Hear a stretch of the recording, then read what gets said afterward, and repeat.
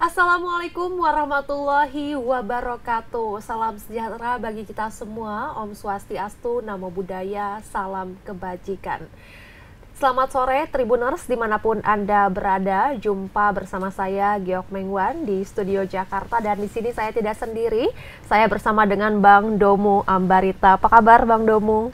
Selamat sore Mbak Gege, salam sehat. Salam sehat. Salam bahagia.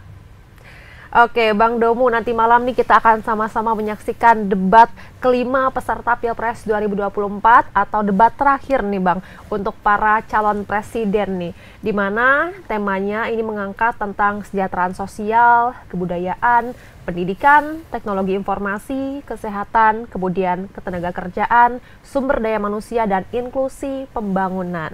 Nah Bang, jika di debat-debat sebelumnya ini kita berdialog dari studio Tribun di Jakarta saja, tapi kali ini kita akan berdialog terkait debat ini dari studio Tribun, dari berbagai jaringan Tribun News, mulai dari Papua, kemudian Manado, Kupang, hingga Aceh Tribuners. Dan Tribuners, kita kini sudah terhubung dengan tim dari studio Tribun Papua di Jayapura. Di sana sudah ada Mbak Lydia Salma, ada Mak Ce Lydia. Halo, apa kabar Mak Ce? Ya, selamat Mbak Gege.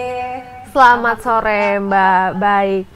Baik, di sana sudah ada anggota Badan Pengarah Percepatan Pembangunan Otonomi Khusus Papua dan juga akademisi Universitas Cendrawasih. Kita akan mendengar pandangan dan harapan mereka untuk debat Pilpres nanti malam, Tribuners. Dan dialog bersama para narasumber di sana juga akan ditimpali oleh moderator di studio Tribun News di Jakarta, yaitu oleh Bang Domu Ambarita. Dan untuk itu kami persilakan Mak Ce Lydia untuk memandu dialog di studio Jayapura. Baik, terima kasih Mbak Gege. Halo, selamat sore Tribuners. Senang sekali ya, saya Lydia Salma menyapa Anda dalam dialog menjelang debat Capres yang terakhir di Pilpres 2024 nanti malam. Dan sudah hadir di studio Tribun Papua saat ini ada dua narasumber. Langsung saja kita sapa, ada Pak Terry Arsanai, mewakili anggota Badan Pengarah Percepatan Pembangunan Otonomi Khusus Papua atau BP3OKP. Selamat sore Pak Terry, apa kabarnya Bapak? Selamat sore, kabar baik. Salam sejahtera untuk kita semua.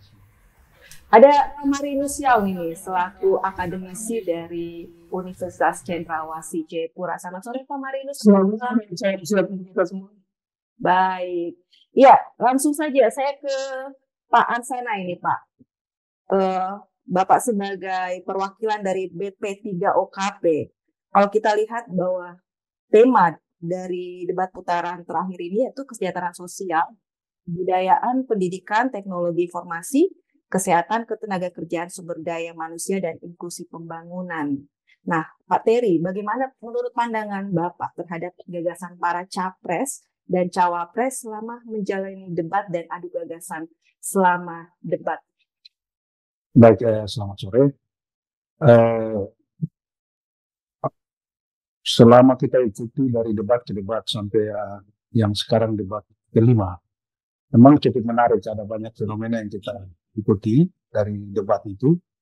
Tapi pesan yang ingin kami sampaikan secara khusus melalui Lembaga Badan Pengarah Percepatan Pembangunan Otonomi Khusus Papua adalah kita ingin melihat figur negarawan, seorang negarawan sejati. Artinya apa?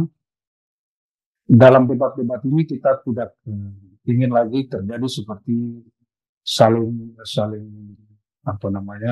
memojokkan atau saling menjatuhkan atau mencari-cari kesalahan, tetapi yang harus dimunculkan adalah figur negarawan, karena ini mewakili perbedaan dari semua anak bangsa, terutama kita di wilayah Papua.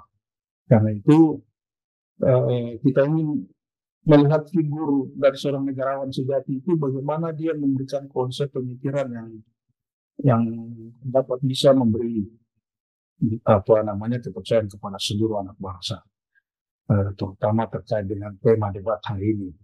Bahwa kita tahu memang betul tema debat kali ini sangat menarik, untuk juga khususnya untuk kita di Papua.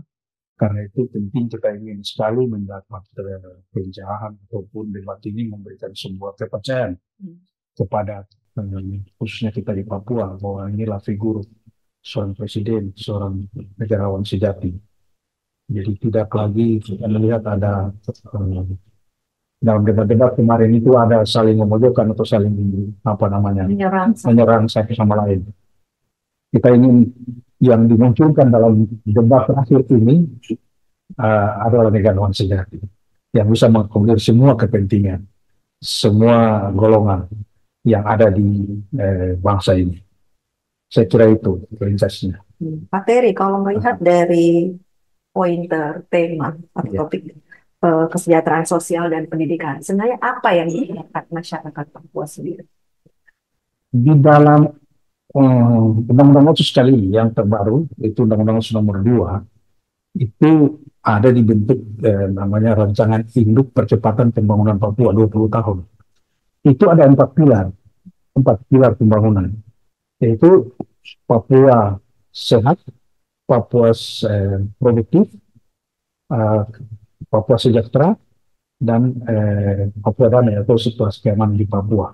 Artinya apa? Bahwa di Papua ini kondisi kesehatan, kondisi pendidikan itu belum menyentuh semua aspek, ya, belum menyentuh semua aspek yang seperti di daerah lain. Karena itu dalam target pembangunan Papua 20 tahun ke depan, 4 pilar ini menjadi acuan. Karena itu saya tadi katakan tema ini sangat menarik, karena itu terkait dengan aspek pendidikan, kesehatan, kemudian ekonomi. Terutama sekali ekonomi yang menyentuh masyarakat asli Papua. Seperti itu, sehingga semua masyarakat asli Papua bisa merasakan kehadiran daripada bangsa ini, kehadiran daripada konsep pembangunan yang disiapkan oleh kandidat. Seperti itu untuk 5 tahun ke depan. Saya kira itu harapan dari pemikiran besar yang sedang dibangun melalui Undang-Undang Otsus. Terima kasih Pak Terry. Saya ke Pak Marinus. Pak Marinus ini kan paling vokal sekali, biasa menyoroti pusat tentang nasib Papua. Nah, kalau melihat dari debat ke debat, dan ini debat terakhir, apa harapan Pak Marinus sendiri? Terima kasih untuk kesempatan yang diberikan oleh Marinus ya. Kemudian untuk kami memberikan sumbangsi pemikiran kritis kami secara langsung pada saya mensoroti tema terakhir di debat putaran kelima. Kenapa menurut saya sangat penting sekali? Saya memang tidak mengikuti secara langsung debat-debat sebelumnya. Saya mengikuti waktu itu ya, sehingga saya pikir ada banyak catatan, tapi saya pikir saya fokus pada apa tema-tema dalam debat yang kelima ini. Kenapa saya fokus ke sini? Karena begini, tema ini atau isu yang diangkat ini, beberapa isu ini telah menjadi sebuah isu yang memang tradisional di Papua. Isu ini telah dimainkan oleh kelompok-kelompok sipil sosial yang berseberangan dengan negara di Papua dengan cerita negara di Papua. Misalnya, isu kesehatan, isu pendidikan, isu kejahatan sosial, isu sumber daya manusia, isu. Nah, orang Papua menganggap bahwa ini kan yang dianggap itu aktivitas pembangunan. Tapi orang Papua menganggap bahwa ini juga eksklusivitas pembangunan. Pembangunan yang diskriminatif. Pembangunan yang menunjukkan orang Papua di atas tanahnya sendiri. Ini yang dimainkan terus. Yang menjadi isu ancaman isu keamanan di Papua. Ancaman isu dari keamanan. Karena isu keamanan tradisional itu seperti masalah gerakan bersenjata Papua. Tapi isu keamanan tradisional itu seperti isu sosial seperti ini. Ya? Dan ini sudah menjadi isu yang berbahaya bagi perjalanan bangsa, perjalanan orang Papua bersama bangsa ke depan.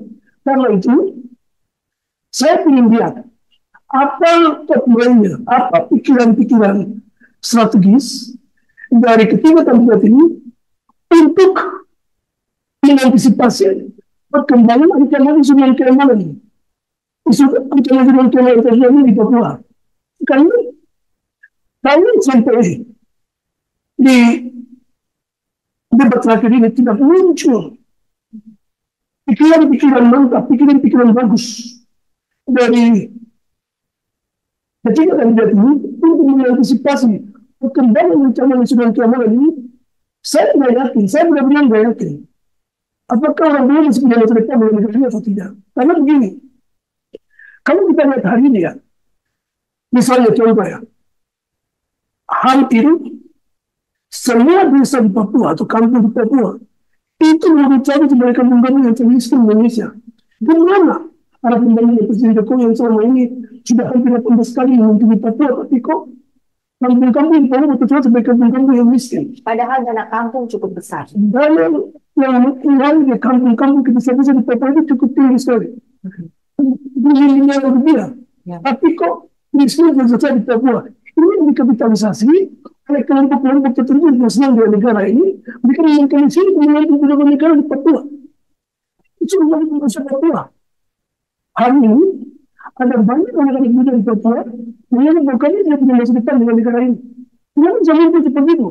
Lalu mereka menganggap bahwa negara tidak memberikan jaminan pendidikan yang baik buat mereka. Bahkan sekarang isu hampir 3.000 lebih mahasiswa Papua baik dalam negeri dan luar negeri yang terancam studinya ini sebenarnya dilakukan oleh banyak yang tertinggi di pemerintah daerah. Ini merupakan suatu isu yang dikapitalisasi lagi oleh kelompok-kelompok yang ingin Papua merdeka menginginkan isu ini, dan ini menimbulkan ancaman terhadap ancaman keamanan nasional di Papua yang betul-betul perlu diseriusi yang diperhatikan oleh pendidikan ini. Dan saya ingin sekali mendengar debat ini bagaimana konsep mereka mengatasi isu-isu ancaman dan keamanan nasional di Papua yang ada dalam debat ini pada usaha kelima ini. Kira-kira seperti itu menurut saya. Pak Marinus, tentang sumber daya manusia ini, apa yang diharapkan program dari ketiga capres? Nah, begini, ini pertanyaan yang menarik. Saya pikir ketiga capres ini harus punya apa ya? Punya satu visi yang sama ke depan bahwa Indonesia emas 2025 harus menjadi target bersama. Untuk mencapai Indonesia emas 2025, maka yang perlu dilakukan adalah bagaimana memanfaatkan bonus demografi yang menjadi berkah bagi Indonesia di tahun 2025 sampai 2038 ini, yang membuatkan yang baik termasuk kami di Papua. Bagaimana caranya memanfaatkan bonus demografi ini? Perbaikan kualitas pendidikan dan kesehatan dan jaminan sosial. Nah, kualitas pendidikan di Papua kita tahu kan paling terburuk di seluruh Indonesia. Terburuk sekali. Ada sekitar dalam catatan dosen Pak Agus Sumuli yang mencatat bahwa ada sekitar 500 lebih anak-anak Papua usia sekolah yang tidak sempat menikmati pendidikan. Dan usia SD sampai perguruan tinggi 500 lebih. Padahal di Papua sekitar 2 juta. Dan dana otsus untuk pendidikan cukup besar ya Pak. Karena otsus yang diberikan di Papua 30%. Ini cukup besar. Birokrasi yang begitu. Tapi kok yang memberikan persoalan pendidikan di Papua, dan bisa kita lihat ada banyak guru-guru di Papua yang mereka bahkan kesalahan mereka terabaikan. Itu yang ya birokrasi yang baik untuk menyelesaikan masalah apa? Biar honor mereka, biar pendidikan, bahkan biar yang memberikan mereka mungkin jadi tinggal bertahun-tahun berdibayar. Itu disampaikan. Nah, untuk apa? Untuk menyelesaikan persoalan mengenai SDM di Papua. Karena kan saat ini kita tahu bahwa investor ini juga pimpinan kuasa baling ini kan ke kita ini, apa yang kita baling ini, dia akan mengambil Papua sebagai tujuan investasi. Nah, investasi masuk, kalau kita akan disiapkan dengan baik, investasi ini sama dengan ada teman melihat sistem sendiri. Semangat kita memberikan kita menjadi sendiri, menjadi sendiri. Bukan persoalan banyak di sana Papua. Karena ini, saya memang mendengar hari ini bagaimana strategi yang disiapkan oleh ketiga kandidat ini untuk meningkatkan pendidikan dan berkualitas di seluruh Indonesia menjadi dua. Tapi memang kalau kita bicara dari pertumbuhan populasi, Dan mereka sebetulnya bukan yang duit sama sekali. Jangan yang Indonesia yang 200, 4 juta, 800 ribu, 200 ribu jiwa. Kalau itu mendapatkan 1% saja. 1.800.000. Papua itu bagi mereka menjadi Papua menjadi destinasi Indonesia. Tapi bukan berarti jangan mengabaikan Papua. Karena begini, kalau tidak akan hadir berubah konsep untuk membangun kualitas manusia di satu rencana Papua, maka di situ segala kebijakan Papua akan memiliki di atas tanah dan konflik terjadi di atas tanah ini. Kalau benar benar konsep dalam membangun pendidikan yang berkualitas pada Papua, terutama pendidikan vokasi, itu kebutuhan besar buat Papua. Pendidikan vokasi, ya. Dan saya ingin mengenai ketiga bagaimana konsep pendidikan yang tinggi dalam membangun vokasi di Papua. Mas Gandhi sudah membangun di Papua di Semarang. Dia biasa membangun vokasi yang saya cukup bagus. Tapi yang di Papua dan pendidikan di Solo. Tapi saya mengingat lagi sebulan. Bagaimana satu pendidikan yang membangun pendidikan vokasi di Papua itu menyelesaikan persoalan rendah kualitas kajian manusia Papua itu sendiri. Tidak perlu setelah dari para Papua dan kebijakan ini. Terima kasih. Baik, saya ke Pak Terry. Pak Terry, soal kesehatan, Pak. Ini juga masih jadi PR ya, Pak, bahwa apalagi daerah pedalamannya akses kesehatan sendiri masih sulit. Padahal dana otsus untuk bidang kesehatan juga cukup besar. Namun tidak ada harapan juga terhadap 3 capres ini ketika mereka terpilih. Apa solutif untuk kesehatan di Papua sendiri, Pak? Yang Pak Terry. Ya, terima kasih. Memang persoalan kesehatan persoalan fenomena yang sangat krusial di Papua. Ada perbedaan yang sangat menyolok antara masyarakat di perkampungan dan di perkotaan ya, dalam penanganan soal kesehatan. Kalau kita bicara dari sisi dana, oke lah, kita bicara bahwa 30% dana kesehatan dari dana otsus. Tapi kenapa persoalan ini belum juga berjalan secara maksimal?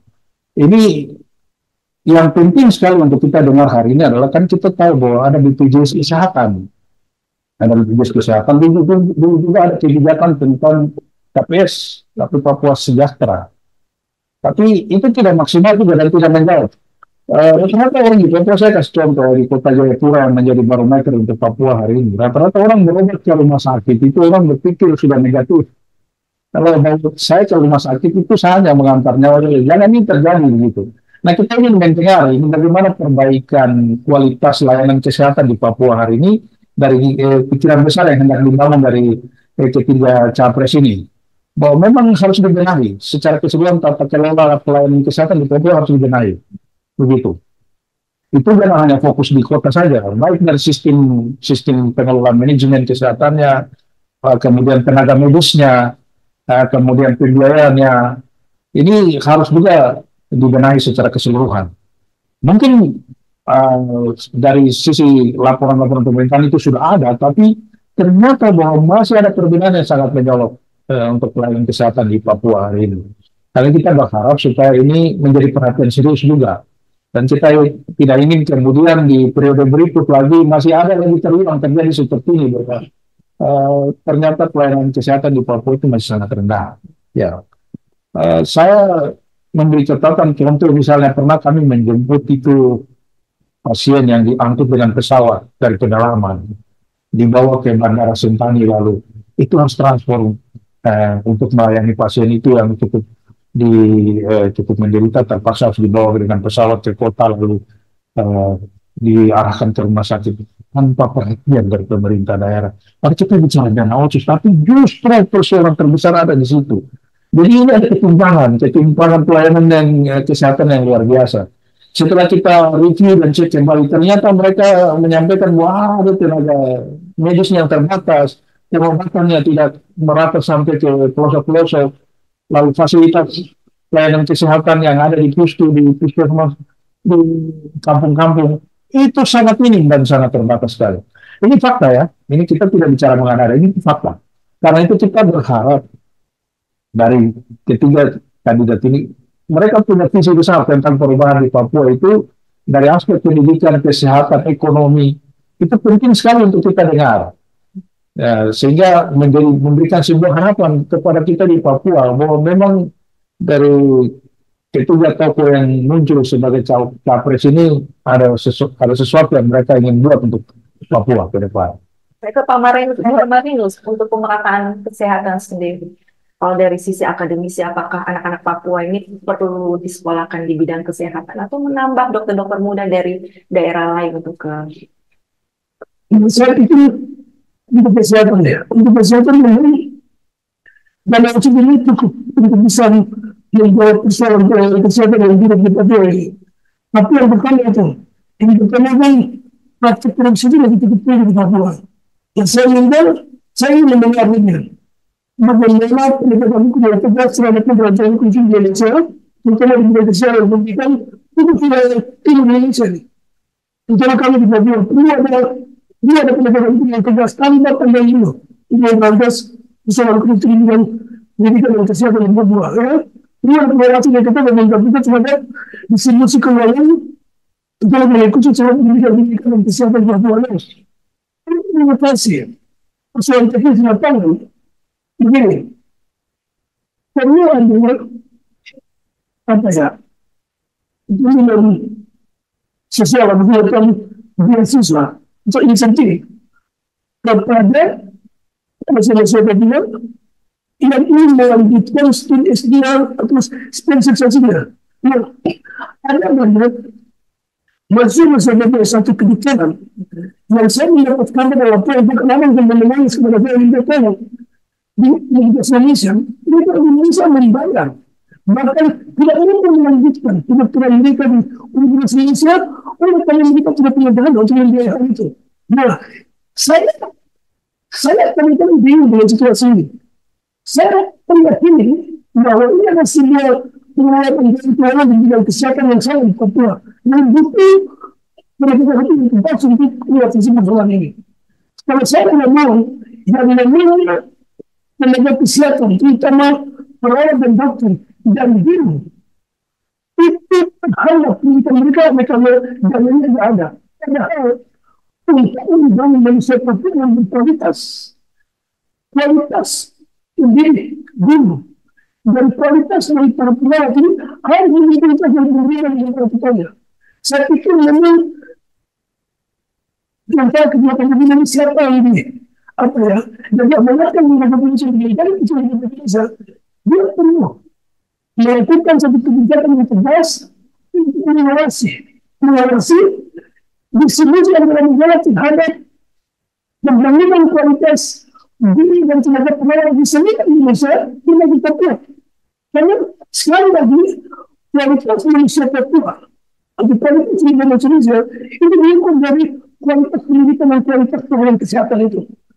Kalau kita tidak bisa diperbaiki, saya pikir ini menjadi orang Indonesia tahu bagaimana bisa tercapai. Ya, karena ini kuncinya penting sekali di Papua. Saya pikir memang dana ada, tapi cara mengelola dana itu dana. Jadi kalau berkualitas dan kesehatan berkualitas itu memang masih cukup bermasalah. Jadi dibutuhkan semua pendidikan itu yang tegas untuk apa ya? Mengatasi praktik-praktik yang tidak bentuk dalam distribusi dana untuk pelayanan pendidikan kesehatan di tanah Papua. Papua sebenarnya itu kan orang banyak, tapi dibutuhkan orang yang pintar dan identifikasi kualitas sekali. Dan ini ada orang-orang seperti ini berduduk pendidikan kesehatan dan pendidikan untuk mengatasi persoalan tanah Papua supaya guru dan tenaga perawat tidak lagi dengan malu, tidak lagi menangis sebagai guru dan melakukan biar pendidikan mereka terhambat. Saya pikir itu coba menurut saya. Ya, baik Pak Marinus dan Pak Terry, kita akan bergabung dengan Bang Domu Ambarita di studio Tribun News. Halo Bang Domu, selamat sore. Selamat sore, Mace Salma, salam sehat. Salam. Iya, silakan Bang Domu dengan pertanyaannya. Oke, baik. Yang pertama saya ke Pak Ceteri Ansanai. Tadi sangat prihatin. Kebetulan saya Agustus kemarin ke Papua. prihatin mendengar kisah tadi bahwa seorang sakit diangkut pakai pesawat tapi perhatian kurang gitu. Lalu tadi disebut juga bahwa fasilitas-fasilitas infrastruktur sampai ke desa belum merata. Pak Ceteri, apakah ini masih menjadi alasan buat kawan-kawan di Papua masih menuntut kemerdekaan? Ini soal baik, terima kasih Pak. Ini soal pemahaman dan itu dia menjadi sebuah pemahaman secara global ya Pak ya. Artinya bahwa pembangunan secara utuh di Papua dipahami bahwa selama ini belum merata. Ya, keadilan, kesejahteraan dari semua aspek itu masih sangat tertinggal dibandingkan dengan daerah di luar Papua. Sehingga itu angkat menjadi isu yang terlalu dibawa ke dalam konteks perbedaan isu itu Pak. Jadi memang penting sekali hal-hal yang tadi saya sampaikan itu perlu dibenahi, perlu dirubah, konsepnya harusnya dirubah, ya, sehingga pelayanan kesehatan, pelayanan pendidikan, pengembangan ekonomi yang betul-betul menyentuh kepada masyarakat itu bisa merata. Kalau ini bisa terjadi, maka kesejahteraan itu bisa terpenuhi, akan mengurangi image negatif terhadap pandangan itu. Saya kira seperti itu, Pak. Baik, Pak Ceteri, juga ke Pak Cemarinus, ini pertanyaan yang sama. Kita tahu bahwa Papua itu banyak kontribusinya untuk NKRI. Sosial budaya misalnya, ada lagu Apuse, Apuse Kokondau, yang sekarang itu menjadi yel-yelnya timnas Indonesia, Garuda di Dadaku. Ada juga Sajojo, yang lagu cinta rupanya, tetapi sangat energik dan di Indonesia bahkan di seluruh dunia. Itu budaya. Dari sisi ekonomi, kita tahu Papua menghasilkan emas, tembaga, yang tahun lalu penghasilannya itu 140 triliun. Di sisi lain, data 2022 di Lanijaya terjadi bencana kelaparan, 568 orang terdampak dan 4 orang meninggal. Dan kemarin, tahun lalu, Agustus sampai Oktober, 24 orang meninggal juga karena kelaparan. Ya. Apakah ini kawan-kawan Papua merasa tidak adil dalam hal pembangunan dan tidak dilibatkan seperti tema hari ini adalah tidak inklusi dalam pembangunan? Terima kasih Pak Amerika. Soal saya jelas, saya ditolak Pak, soalnya tidak jelas. Apa? Saya merespon sedikit tentang kesehatan. Begini, ada semacam asumsi yang berkembang di Papua hari ini bahwa orang Papua pergi ke rumah sakit untuk melakukan rumah sakit. Rumah sakit bukan lagi rumah untuk orang sembuh, tapi rumah untuk orang yang tidak meninggal di situ. Itu semacam asumsi yang dibangun dan menjadi sebuah isu yang betul-betul kalau tidak disikapi dengan baik, ini akan terkapitalisasi menjadi sebuah isu strategis yang mengancam kebebasan Papua. Sekali lagi saya tekankan bahwa isu yang diperdebatkan ini dan terlibat dalam persoalan ini isu yang telah menjadi isu ancaman keamanan nasional di Papua. Ya, ada kedua negara ya. Sampai hari ini, persoalan kesehatan yang belum diselesaikan dengan baik. Ada banyak orang Papua mengalami kematian di wilayah kepulauan Papua karena gizi buruk, kurangnya akses terhadap pelayanan kesehatan yang baik di orang Papua. Dan kembali disampaikan bahwa diyakini dalam cara bahkan di tahun 2005 kita sekitar 20 anak dan orang dewasa meninggal karena gizi buruk. Itu sebuah bencana kemanusiaan karena tidak hadirnya pelayanan kesehatan yang berkualitas. Dan ini perlu ketahui bahwa saya pikir tahun 2016 ya, itu Hari-hari Kalau bisa seperti berdiri itu saja. saya untuk mendengarkan Di kamu. dalam undang-undang yang seperti yang ada di sini, kurang seperti itu. Tidak ada substansi, tidak ada peraturan sama. Yang ada adalah seorang perawat terapi apa? Seorang perawat orang yang tidak yang kemudian itu semua kendalian dengan orang yang sudah sangat terjaga sekali. Itu sebenarnya banyak orang yang terpelai. Tidak begitu seperti itu. Ada banyak sekali wilayah-wilayah Papua yang sulit kok. Karena memang itu buruk sekali kondisinya. Sehingga buruk sekali untuk akses kesehatan. Ketika mereka mengalami bencana misalnya, kalau pemerintah banyak sekali berpapanan. Melakukan di wilayah Kina, Lamijai, dan lain-lain. Itu membuat apa? Masyarakat Papua yang tersendiri di wilayah seperti itu. Riskan sekali untuk mengalami kematian karena disebut dan lain sebagainya. Nah, Baik. membuat orang Papua semakin merasa dalam kami belum menjadi kita dari negara ini.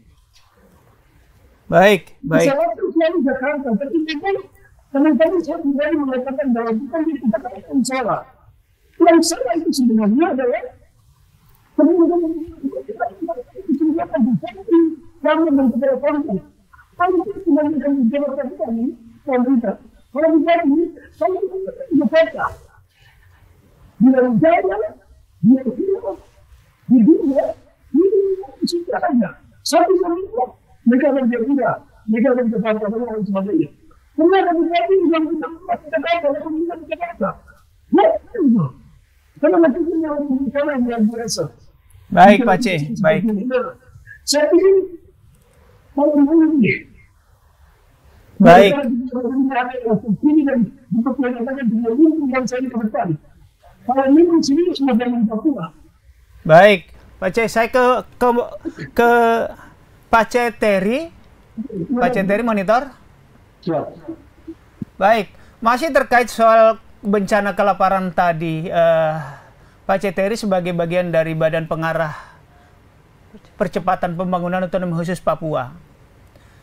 Belakangan tentu 3 capres dan cawapres sudah ke Papua, dan atau kita bisa mengikuti pemikiran-pemikiran mereka lewat debat 4 sebelumnya, karena sudah ada debat capres dan debat cawapres 2 masing-masing. Ada misalnya usul dari paslon, misalnya food estate di bidang pertanian, walaupun diganti nanti katanya menjadi kontrak farming. Apakah masyarakat Papua menginginkan? Saya tahu bahwa di Papua tanah adat sangat berharga dan penguasaannya komunal. Apakah kira-kira masyarakat Papua setuju kalau di wilayahnya dikembangkan katakanlah food estate atau apapun itu sebagai proyek atau program yang kita tahu di Kalteng sejauh ini belum berhasil, di Humbang Hasundutan di Sumatera Utara juga berhasil. Belum berhasil maksud saya. Baik, Apakah masyarakat Papua mengizinkan jika tanahnya dijadikan misalnya semacam program food estate? Baik, terima kasih. Ini rupanya pertanyaannya cukup menarik sekali. Memang soal food estate ini kami mengikuti secara baik, Pak Raduma ya. Di Papua food estate itu di Peron. Itu tahap awal itu direncanakan 10.000 hektar. Tapi yang bisa dikembangkan itu cuma 500. Ya, itu untuk program jagung. Dan sampai sekarang itu gagal. Maaf, saya harus bicara jujur, gagal. Begitu, karena itu tolong dibenahi apa namanya. Kalau ini konsep ini menurut Jakarta itu baik. Tapi saya mau katakan begini, orang Papua ini masih dalam skala ekonomi itu skala tradisional. Ya, rata-rata berkebun untuk tujuan konsumtif dan untuk tujuan pasar. Ketika ditawarkan sebuah konsep yang besar, tanpa didampingi dengan konsep yang baik, pasti akan bermasalah. Ya, seperti yang terjadi di Peron, itu bukan membuka lahan baru, area baru, tapi itu lahan sawit yang ditebal. Alih fungsi lahan dengan alih fungsi komoditi. Sebenarnya sesuatu yang keliru. Tapi saya bicara itu supaya menjadi perhatian juga untuk ketiga kandidat ke depan. Kalau ini mau dilanjutkan, konsepnya harus dibenahi secara baik. Karena tujuan dari food estate ini sebenarnya apa sih? Untuk ketahanan pangan nasional. Kalau untuk ketahanan pangan nasional dan Papua dijadikan salah satu barometer untuk suplai pangan nasional, maka konsepnya harus dibenahi. Siapkan dulu SDM-nya dan infrastruktur pertaniannya secara baik. Lalu konsep yang sebesar itu dengan nilai yang begitu mahal itu jangan sampai gagal. Ya, ini penting sekali menjadi perhatian. Terima kasih Pak Rima. Ini menjadi perhatian supaya konsep ini jangan gagal lagi. Ya, jangan gagal lagi. Mohon untuk segera dibenahi. Ya, setelah ada pemekaran provinsi Papua ini menjadi 6 lebih baru, yang dulunya menjadi andalan namanya apa? Lumbung pangan di Papua itu wilayah selatan. Sekarang menjadi Papua Selatan. Otomatis Papua yang 5 provinsi lainnya ini sudah berkurang apa namanya lumbung pangannya. Tapi eh, secara umum sebenarnya luas area itu masih cukup tersedia. Cuma pendekatannya yang tentu berubah. Tadi pertanyaannya apakah masyarakat itu setuju atau tidak? Persoalan Papua ini persoalan yang paling krusial adalah masalah tanah, masalah hak wilayah. Karena itu dalam konsep pengembangan ke depan yang sedang dipikirkan dan dirancangkan adalah pendekatan pembangunan dengan pendekatan komunal, yaitu pendekatan yang berbasis adat, klan, dan marga. Itu penting. Dan ini harus dibakar ulang. Sebenarnya orang Papua tidak banyak di Republik ini. Dari semua sektor yang mau dibangun itu kalau dihitung dengan jumlah orang Papua sebenarnya bisa dijawab. Tapi ada desain perencanaan yang keliru, yang salah. Menurut hemat saya itu ada yang salah. Jadi pendekatan pembangunannya harus dirubah modelnya.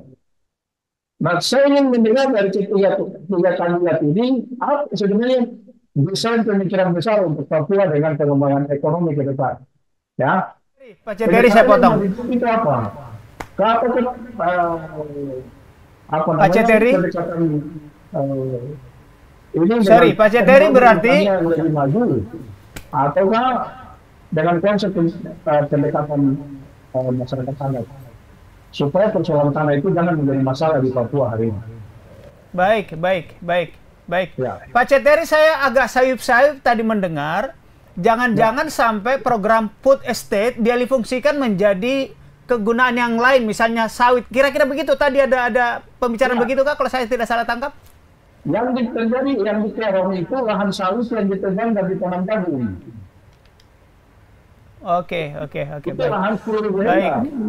Baik. Pertanyaan terakhir untuk Pak Ceteri maupun Pak Marinus. Ini kan sudah dua kali debat capres, 2 kali debat cawapres. Kira-kira sudah adakah yang dari paparan mereka ini atau kunjungan ke Papua yang 100% menangkap aspirasi orang Papua? Paslon 01 kah, 02 kah, 03 kah? Silakan. Baik, terima kasih. Kalau saya, menurut pandangan saya secara umum, saya lihat belum ada yang menangkap secara keseluruhan. Ya, kalau pendekatannya secara keseluruhan untuk Papua hari ini. Supaya jangan ada ini bahwa Papua ini biar pilihkan, Papua ini selalu tertinggal. Karena ini cara Papua hari ini bahwa sumber daya yang diambil, sumber daya alam yang digali dari Papua ini memiliki kontribusi besar untuk negara ini. Jadi 119 baliknya itu harus juga sama. Begitu sekalipun jumlah Papua sedikit, tapi sumber daya alamnya luar biasa untuk memberi kontribusi pada negara. Maka pendekatan yang diberikan ke Papua juga harus berimbang. Jadi saya belum melihat dari ketiga paslon ini secara spesifik. Walaupun mereka sudah datang di Papua, tapi kalau mereka melihatnya dari sisi pendekatan keamanan dan politik. Baik. Dari sisi ekonomi, pendidikan, dan kesehatan kami belum melihat secara spesifik. Terima kasih Pak C. Mungkin Pak C. Marinus 1 menit Pak C. Mengingat waktu, silakan. Ini bagus. Papua ini kan banyak tinggal yang seperti jalan oleh negara dan juga ini bukan dari negara perempuan ini kan bukan negara negara. Yang mereka negara. Kalau kami kan ini bisa melakukan pemikiran di saya yang mereka. Kami tidak akan kumpulkan tinggal. Kalau yang datang yang kita melakukan yang mereka. Saya jadi contoh ya, Dewan Bina Papua. Saya bertemu dengan tokoh-tokoh Dewan Bina Papua. Ini kan yang bahasa begini. Orang yang kita bukan terpilih. Belakang kita Papua, waktu itu kita berbicara tentang persoalan Papua. Padahal kami punya orang yang bisa melakukan kualitas. Kami bisa punya dengan. Kami ternyata bagaimana kita punya orang di dengan kami Dewan Bina Papua. Saya belum bicara tentang yang bukan besar itu. Kemudian saya mengajukan pertemuan dengan kamu. Jadi kalau kamu punya sakit, jangan dibawa ke sebuah bulan, pertemuan yang Papua saya kenal. Selalu, kalau kami akan jalan di Papua ini, kita akan pertemuan dengan Papua. Padahal kami beritahu, Amerika, Dewan Bina Papua, saat ini, kalau cuma satu orang, pasti ditahu, kalau kita di Papua, selalu ditahu, atau waktu ditahu, saya kita lihat, dia tidak bertanya untuk berbicara dengan Papua, masalah kedua kita masih bicara saya, betul juga dengan Berikan. Saya tahu, ini adalah upaya ini tidak bisa berbicara. Setelah kita punya kebenaran, kami akan berjuang untuk Papua merdeka. Hari ini, kita akan berbicara dengan kami. Itu bersama dengan Berikan. Kemudian, Pak Indonesia kami bisa sampai hari ini. Terima kasih. Terima kasih Pace Marinus dan Pace Terry. Saya kembalikan ke Mace Lydia Salma, Tribun Papua. Terima kasih. Iya, Pak Martinus dan Pak Terry, tidak terasa kita sudah di ujung waktu Pak ya. Sebelum mengakhiri dialog ini, saya minta closing statement dari Pak Martinus dan Pak Terry. Saya mulai dari Pak Martinus dulu. Kalau mau membangun masyarakat Indonesia bersama dengan Papua dan dengan Papua yang kita wujudkan sama-sama. Liga Emas 2045. Maka semua calon presiden, siapapun menterinya yang dipercayakan, yang diberikan amanah, yang diberikan mandat oleh rakyat Indonesia untuk menjadi presiden terutama di Republik ini, perlu membuka dialog kepada kelompok-kelompok yang selama ini masih bicara dengan negara. Mereka yang bicara dengan negara ini, tapi kenapa mereka ikut-ikut? Setiap kali perwakilan negara datang ke Papua, mereka membuka dialog di dialog dengan mereka. Papua masih dibangun, masih berbagai dibangun, dengan peraturan dialog, dengan peraturan dialog, dengan dialog yang menjadi orang Papua. Dia itu yang merancang kita sama-sama di Papua. Terima kasih. Ya, Pak Terry, silakan Pak. Iya, harapan kami untuk ketiga kandidat ini calon presiden, kalau kemudian nanti menjadi memimpin negara ini tidak diskriminatif, harus berjiwa nasionalisme. Ya. Tidak ada perbedaan. Jadi negara ini kan tidak dibangun di atas mayoritas dan minoritas. Itu harus dihilangkan dari pikiran kita, supaya bisa merangkul semua perbedaan yang ada di negara ini. Karena kita bicara Bhinneka Tunggal Ika, perbedaan itu merupakan potensi besar yang harus dijaga dan dirawat. Karena itu kalau mau menjaga supaya Papua ini tetap bagian dari NKRI, bagian yang harus menjadi kontribusi besar untuk negara ini, maka perbedaan itu di negara ini, siapapun pemimpin di negara ini, dia harus berdiri sebagai pemimpin yang punya wawasan kebangsaan, yang punya kapasitas, integritas, seorang nasionalisme sejati, sehingga bisa menepis isu-isu seperti itu. Papua hari ini arah pembangunannya, kita tahu kebijakan nasional bahwa pembangunannya Indo-Pasifik. Papua menjadi pintu sentral untuk Pasifik. Karena itu jangan remehkan Papua. Jangan remehkan Papua. Kalau mau Papua, mau Indonesia maju, bukan seluas-luasnya, beri kesempatan kepada Papua dan untuk mengawal pembangunan di Papua ke depan. Dan ini kita mesti lihat dari tiga kandidat yang sebentar bebas. Baik. Saya berharap. Terima kasih Pak Marinus dan Pak Terry yang sudah meluangkan waktu untuk hadir di diskusi sore ini. Dan semoga apa yang diharapkan sore ini terwujud ya Pak di debat capres yang terakhir nanti. Iya. Ya, selanjutnya kita kembali ke studio Tribun News bersama Mbak Gege. Mbak Gege. Ya, halo Mas Lydia, terima kasih banyak sudah memandu dialog yang luar biasa bersama narasumber yang juga hebat-hebat nih di sana. Tadi juga kita mengucapkan terima kasih nih untuk Bang Domu ikut menimpali dialog tadi, dan tadi yang saya tangkap ini dialog dari Bumi Cendrawasih, ini masih terjadi ketimpangan antara Papua dengan wilayah Indonesia lainnya, Tribuners. Kondisi kesehatan, pendidikan, dan juga ekonomi di sana itu masih belum merata katanya. Pembangunan itu disebut menyudutkan orang Papua dan diskriminatif, tadi kata narasumber di sana. Kemudian ada juga menyebutkan bahwa persoalan krusial Papua adalah tanah. Lalu bagaimana gagasan para capres mengenai pembangunan di Papua?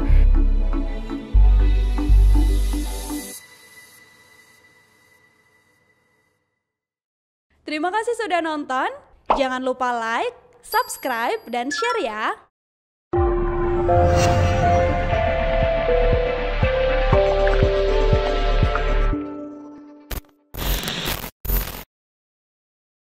Download Tribun X sekarang.